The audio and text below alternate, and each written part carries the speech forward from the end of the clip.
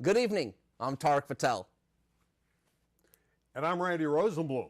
And this is SoCal Prep Report.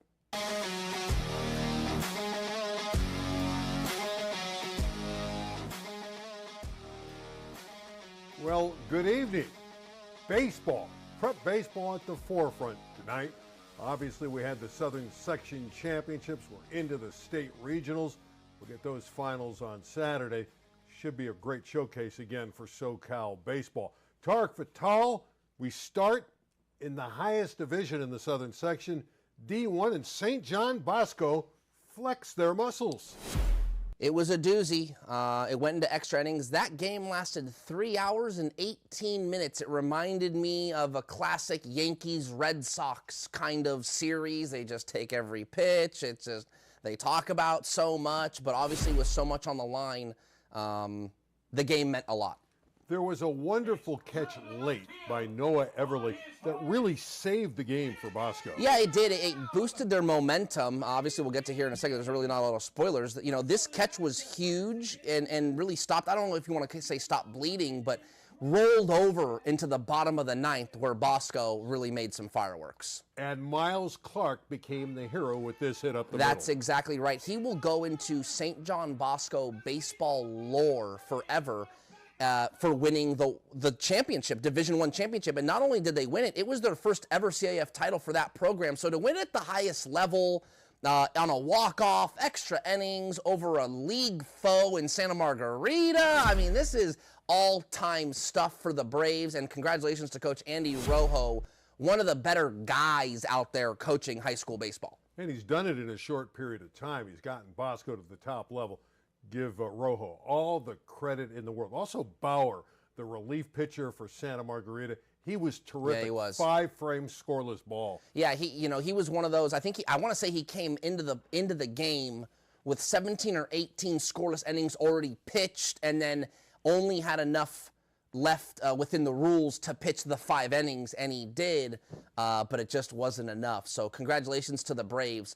An epic game. You know, ended late Friday night at Cal State Fullerton. Pretty fun stuff. Yeah, great showcase for the entire Southern Section. All right, that's D1. D2 had quite the ball game as well.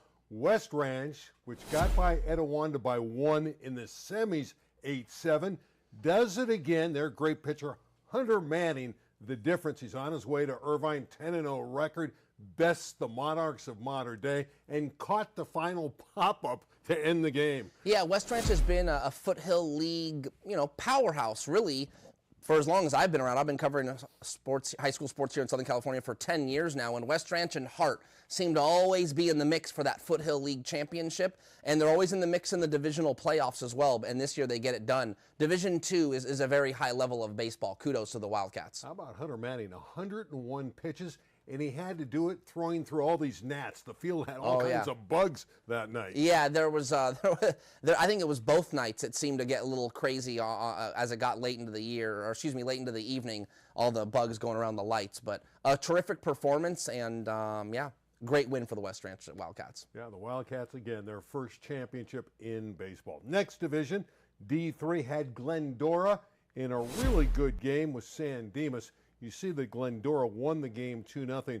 The pitching tandem of Grable and Johnson, and Braden Johnson's been terrific this season, allowed just 3 hits. Yeah, this was a SGV, San Gabriel Valley-esque, coverage area battle. I know our guy Fred Robledo was really excited about that game because it was really, 2 local teams per se going at it. So it was good for the local area of San Gabriel Valley.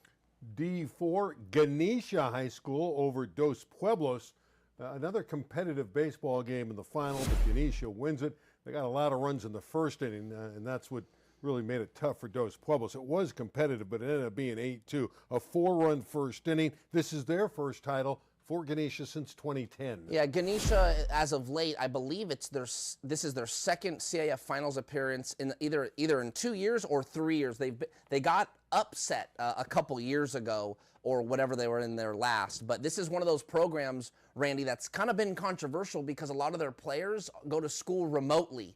And so it's kind of like, wait a minute, where are these kids coming from? Nevertheless, it's within the rules, so credit to the program, but they get their first championship. That's our next step. We're going to do the show remotely, right? that might be fun. How about Elsinore over St. Anthony? St. Anthony, their offense didn't show up. They only got one hit in this ball game, and Elsinore wins it by 2. Yeah, as we get lower into these divisions, not as much star power, but that's where the fundamentals and the technicality of the game really comes to the forefront. You got to hit, you got to move runners over, you got to hit your spots when you're pitching. You can't make errors. So Elsinore was able to do that better than St. Anthony. One of our favorite finals was in D6. A guy by the name of Jake Humphreys. Learn this name because he's the hero for Estancia. 4-3. This triple's unbelievable. Yeah, we have footage of it, and it's really a rare. You don't see this often. Obviously, you have walk-offs and some home runs, but to clear the base paths down 2 runs in the bottom of the inning to win the game is pretty rare and, frankly, very dramatic for a CIF final. And that's what Jake Humphreys does. He hits one over to the right.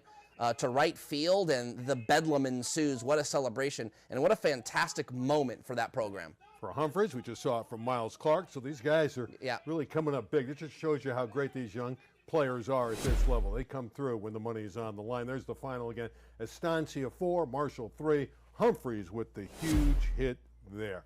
Another close game, another extra inning game, had Mary Star of the Sea beating Notre Dame of Riverside 8-7. Again, another dramatic game. Yeah, there's a couple more, and I know we're going to get to them here in a second, but certainly fun games. When you get to these finals, I don't think there's been one game, other than the Ganesha 8-2, all of them have been within a run or two or late inning push. Really, really fun stuff. The Southern Section's probably pretty proud of their championships this past weekend.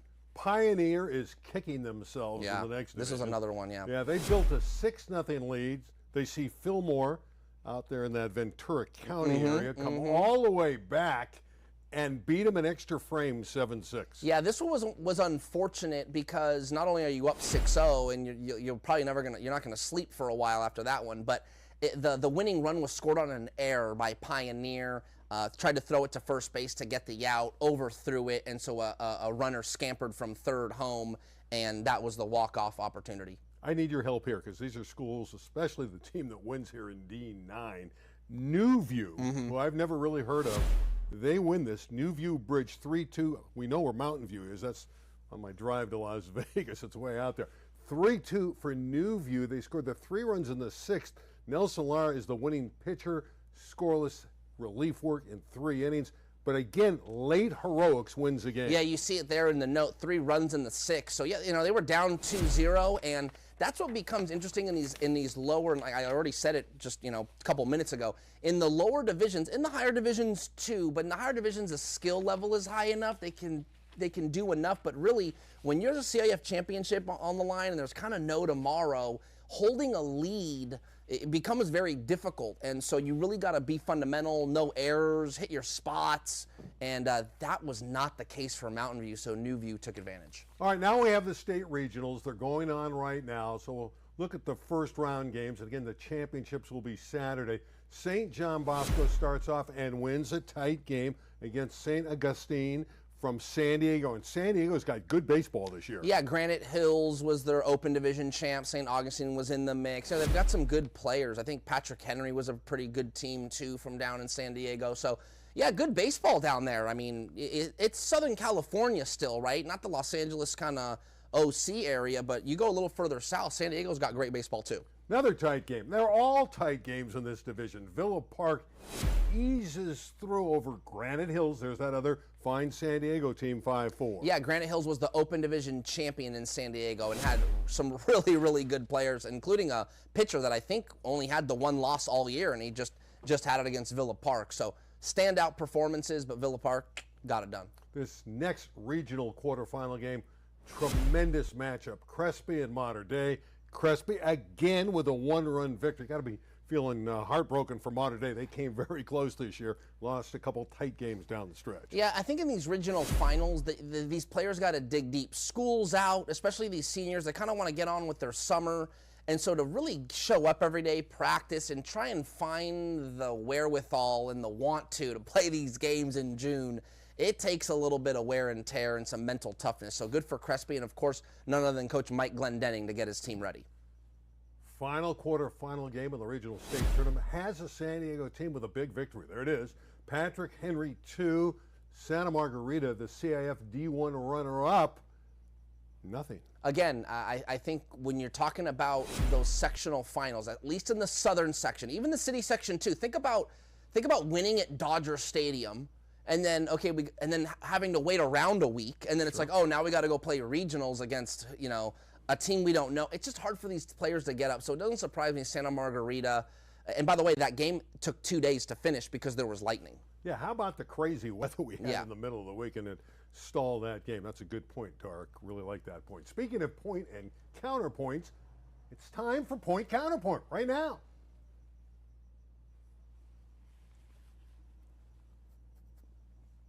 And what is our topic today? Well, I'm going to read it for you.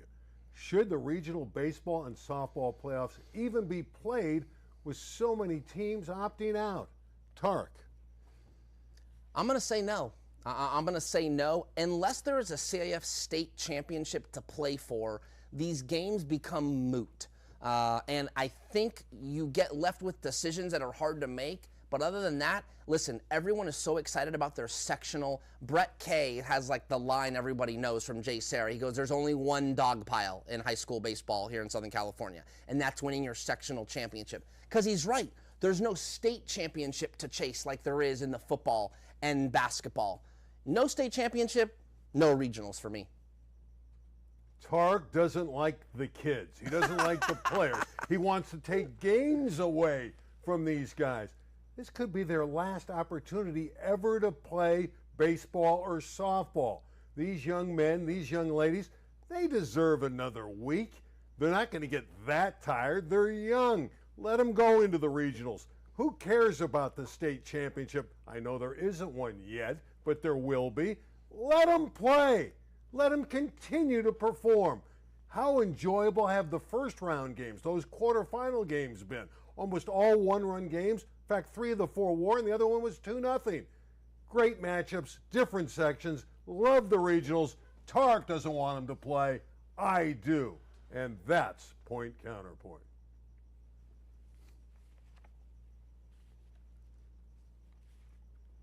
Speaking of the ladies, let's check out the Southern Section D1 softball final. And this one kind of went to form.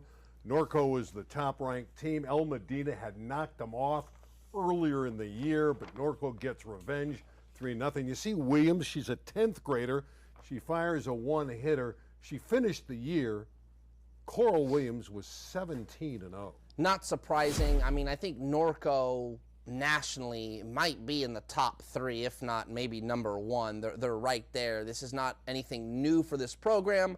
They're a juggernaut. I think last year Pacifica and Olu got to the final, which was kind of fun and different, but it's like back to the regular scheduled program to see Norco back on top. Los Alamitos, a winner. They win their championship 3-0. Similar score, as you can see, D2. Los Alamitos really got some nice performances here from Jalene Brooks. She pitched the shutout. And Sienna Kowaleski hits a home run. Yeah, again, I think talking about these softball playoffs, you got to find more want to keep playing. There's more silverware out there, though it's not a state championship. Hey, a regional final, it's not a bad feather in your cap. Tarek, I got to give you some love here. Okay. Last week on the show you said, I believe Granada Hills will knock off Carson in the softball finals in the LA City section. Remember, Carson had beaten the Highlanders the last 2 years in dramatic extra inning games. And I said it's a picket game, and I really thought it was a picket game going in. Tarek was 100% right on. Look at that score, 11-2. I think at a certain point there's just too much anger. It's just like, yeah, Carson had their moment and the last couple of years, and it was Granada's year. Given the shortcomings the last couple of years, you kind of get angry, you get hyper-focused, and you kind of say enough is enough. And so Addison Mormon, the 11 strikeouts, clearly an indicator of how much she wanted to win a city title. It's funny, she had 19 strikeouts in the game last year against Carson, which went into, I think, 14 innings. Here she had the 11 Ks. She finishes up her career with over 700 Ks, strikeouts. So Addison Mormon, tremendous job on the job in the circle, getting it done for the Highlanders, and they finally knock off the Colts of Carson, who have been so great in city softball. All right, let's move ahead. D1 had Legacy over Port of LA. Legacy knocks off Port of LA, which was the #1 ranked team. D2, Taft wins its first ever LA City section title, 8-3 over Marquez. So congratulations to the Toreadors. Here's my favorite one. Keep this on the screen, Larry Zavala, our producer. I went to North Hollywood, so we're going to leave it up there a little longer. Let's bask in the limelight. Huskies' first title, 10-2. I'm allowed to brag, right? First title in program history? I think in softball it is, yeah. Wow. They've won Division III. Nice, man. Hey, not bad. And in D4, let's move ahead to Westchester. Westchester wins this thing, 12-9, a slugfest there. Comets beat Reseda in the semis, and they scored a lot of runs in that game. They were in double digits in that game as well. And get this about Westchester. They only have one senior, Tarek, so they're going to be really good next year. I'll make a prediction, not having seen one Westchester game all year, Does that mean you're going to go out next year and watch I'm it? saying if they're Division IV champs, I bet with all those returning players next year, they'll be at least in Division II or higher. I think you're probably like right. they're going to jump up significantly after all those returning players, if they return. Yeah, they should return. I'm not going to make any predictions about North Hollywood if they're going to move up. I'm just going to take that championship and enjoy it for the moment. Yeah, I like that. Speaking of championships, we have the state track finals in the Fresno area again. It's up there every year where it's very, very hot. Congratulations to Servite. Their boys team won the state title. The girls champions were Long Beach Wilson, the Bruins. So 2 Southern California teams won the state championship. But to me, the highlight was the 100-meter dash. This kid Jefferson from up north, De La Salle, state record. Yeah, we've got we've got video of it. So this was his 10.27, which won the Division I. But in the prelim, he ran a 10.01, which is historic. No one's ever run that fast in the 100-meter in California history. And it was win legal, of course. So pretty remarkable stuff. 10.01. And he did it in the prelim. Jaden Jefferson, remember that name, but he's from up north, the other side. Now, the other guys who were in the race were all the football guys from down here. Benjamin Harris is Servite, who was instrumental in helping them win that state championship, the team title. Damari DeZern of Alamany, also from Rancho Cucamonga, Rodney Sermons. And I think the young man from Birmingham was in it as well. Yeah, no, it's you're talking about Antrell Harris. Yeah, Antrell Harris. It was a fantastic showing, and look, the California State Championships, when it comes to girls too, but certainly the boys, it is like, who is Mr. Fast in California? It is such a fun showcase of athleticism and preparation, all for 10 to 11 seconds these guys run. It's magnificent. So congrats to Jaden Jefferson, because some of the fastest athletes that have ever come through the state have competed in that event. So he's up there now as the fastest ever. I was happy for J.J. Harrell, the high jumper at Notre Dame. He won the event at 6'9". He was the runner-up last year. He could go over 7 feet. He's done it before. Didn't quite reach that level this time, but he gets the championship, which I'm sure is very important to him. I believe he's only a junior. So he's got another year to go. You know, this is someone, when you're seeing marks like this, I don't want to put pressure on the kid, but I know these are his goals because I've written stuff on him. But, you know, you're talking about potential Olympian-type athlete with these marks at such a young age. So why not? Speaking of why not, this one is weird. Clara Adams is a track star, runs the 400 meters. She's from up north, North Salinas High School. She wins the 400 meters. She comes off the track. She gets a fire extinguisher, shoots it on her shoes like she was on fire. Right. Her feet were on fire because she won the event. Not only does the section disqualify her, the state section, from the 400, they remove her from the 200 so she can't compete in that. That's a little overboard. I know she was having fun. She didn't taunt anyone. It was just off to the side of the track. Your thought? You disagree. Well, I think we should just run the point counterpoint graphic again. No, I mean we could. No, I know it's a great topic, and I'm glad you brought it up. I think sometimes, and I'm not trying to get too serious here, but I think, if you asked a police officer, there's a difference between the letter of the law and the spirit of the law. And I know that's like a little dramatic. The letter of the law tells you, okay, you're showboating, so on and so forth. But it's the last event of the year. It's the pinnacle of the season. I think there you got to look at the spirit of the law and go, let's dial that back a little bit. I think it might have been fair to maybe qualify her from the 400, but not the next event too. That seemed overboard. So I get some discipline action, but to remove her from the whole thing, too much, in my opinion. This is point counterpoint all over again. Whatever happened to fun? Yeah, exactly. How about enjoying yourself? Who cares if she had a fire extinguisher? She was having fun with her dad. She went to her dad. From what I understand, I tried to find video on this. From what I understand, she Wait a minute. Do we have the video? I don't think there's going to be video of her actually doing the extinguisher. This is video of her getting it from her dad. I'll be surprised if we actually see it. Oh, there it is. See? Wow. Larry comes up with everything. That's the first time I've seen it. Now, here's what's interesting. That is, God, can we run that back? It was like, maybe 2 or 3 seconds? And obviously she's trying to imitate who I think is Maurice Green. I don't know if you remember Maurice Green. Track star. The track star. Right. We're talking about a 2 or 3 second thing. She's off on her own. No one's really around her. Come on. Now you agree with me after seeing the video. Did I ever disagree? Well, you said she should have been tossed out. You clearly weren't listening. I'm saying I never if you had to do something, I get maybe saying, okay, hey, that's not okay. We're gonna disqualify you from the 400 but to disqualify her for the event she had going, I think was too much, because I do see the pressure on the state office to do something about that. You can't just have people fire extinguishing their legs in the middle of a track meet. I get that part, but I think they reprimanded her too strongly. Have fun. Bring out a fire extinguisher. I love it. That's the first time I've seen it. It's so small and so quick. I thought it was a little more egregious. So I'm kind of almost thinking maybe they shouldn't have done anything at all, but that's tough. He's coming around. Yeah. Long enough, Tarek will be on my side on this. All right, speaking of sides, what a side that we have in volleyball at Miracosta. The Mustangs, they win the state championship. They are a tremendous, tremendous volleyball team. They beat Archbishop Mitty of San Jose 3 straight games, 3 sets. 3-0 really didn't tell the story. They killed them in all 3 sets. Yeah. This was a Costa team that was just phenomenal all year. Yeah, we're not surprised here. I think I'm drawing a blank on there. Oh, the Mustangs, yes.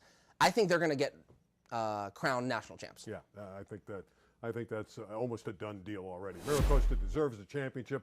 They knocked off all the best teams in Southern California, including a very good Huntington Beach team, and they took care of business in the state final.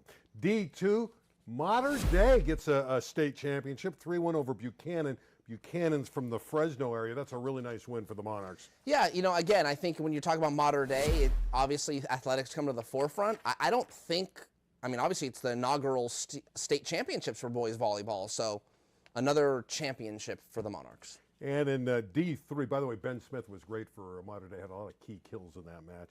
D3, Sage Hill over International out of San Francisco, another Southern California team winning fairly handily. Yeah, Orange County, Sage Hill, a well-to-do private school down there in Orange County, so good for Sage Hill getting it done. Last few minutes of the show, we got about, 6 minutes left, I think 6, 7 minutes. I got a lot of interesting topics to throw at Tarek. First, I'm ready. Is it like a rapid fire kind of thing? Rapid fire. Okay. Because there's a lot of things going on. Softball. Okay, adjust your seat. Yeah, I have to. I'm fired up about this one. Young lady out of Notre Dame Sherman Oaks, Ella Parker. Yeah. Oklahoma hit a couple homers to win one game. Got hits in all the games. Her team got knocked off. They had won 4 straight national championships. Oklahoma finally got knocked out. But Ella Parker's the real deal, and she's still young. Yeah, we're not surprised. She was such a standout at Notre Dame. I remember, I want to say, you know, they play roughly 30 games, 27, 28 games in the softball season. She drew something crazy like more than 40 walks. They didn't even want to pitch to her, and you're seeing why in college. She just belts it. It's Tarek, but also we got to talk basketball. So let's start with all these different topics I'm going to toss to you. Sydney Douglas. Transferring, and this one kind of shocked me. Yeah. She's a 6'7" forward, a great player, goes from Ontario Christian to Centennial. What made it surprising to me, I think Ontario Christian, with her next year and Kalina Smith, would be the #1 team in the country. Now, I know she's probably got friends at Centennial, but she makes that transfer. And this is a 6'7" player who can really perform. This makes the Huskies a threat. Yeah, don't be surprised if Sydney Douglas, you know, when the ESPN and these rankings, they don't really do it for freshmen and sophomores, kind of later in the sophomore year. But anyway, point is Sydney Douglas will end up her junior and senior year being like a top 5 prospect nationally. But yes, she did help that Ontario Christian team as a freshman win the Southern Section Championship. Now, they fell short in the state championship playoffs because Etowanda ended up going on and doing that. Shout out to Stan DeLuz. To your point, Centennial is weird because I don't know if you remember, she played the summer with Etowanda, then played the season with Ontario Christian.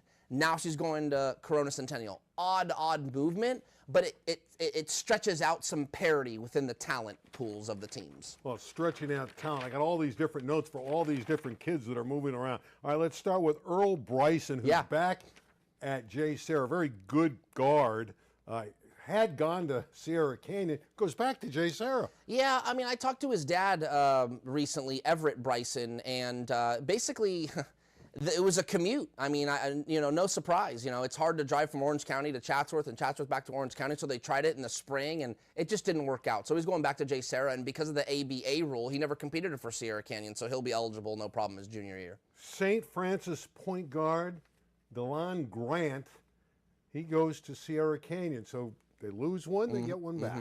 Yeah, Dylan Grant's a great player for St. Francis. I know Todd Wolfson at St. Francis, the coach, is not happy about it. But from what I understand and what I've been told, it's all good terms. St. Francis will be really young next year, and Dylan, I think, might literally be the only senior, if not one of 2 seniors or something like that. So Dylan Grant is a great young man. He's got this, you'd love him. He's got a very mature personality, and he's going to be great for that Sierra Canyon locker room, and he's going to be a starter. He's a good player. A couple new coaches.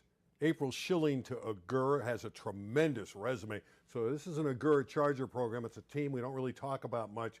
Out again in that Ventura County area. She's going to be their girls head coach. She'll do a great job. Oh, hoops. Got it. We're talking hoops. Okay, just making sure. Okay. And also there's another coach. Grant's boys have a new coach. Yeah, you know, it's a somewhat of an unknown name and hire, but it's a clean slate hire. And I think that's what's going to... Maybe that's the genius in it, is not going and getting someone that's known, getting someone that's fresh, new, and seeing how the future holds out. Yeah, that's Paul McLennan. Yes, Paul McLennan. He's the name that is going to be inserted into Grant's basketball boys program. All right, let's talk about Max Bowman, the tight end. We mentioned he had his list down to 7, then we mentioned he goes to USC now. That kind of surprised some people. A lot of people thought he would go to Georgia. And I hear this tight end is going to make a boatload of NIL money. Maybe a 3-year deal between $8 and $10 million is the rumor. That's why we go to SC. Chump change. No, I mean, yeah, Mark Bowman is literally going to be one of the top 1 or 2 tight ends in the country out of modern day. And you know, a couple weeks ago, I thought he would go somewhere in the SEC or like the Big Ten, because to me, when I think about USC, I don't really think like tight end U.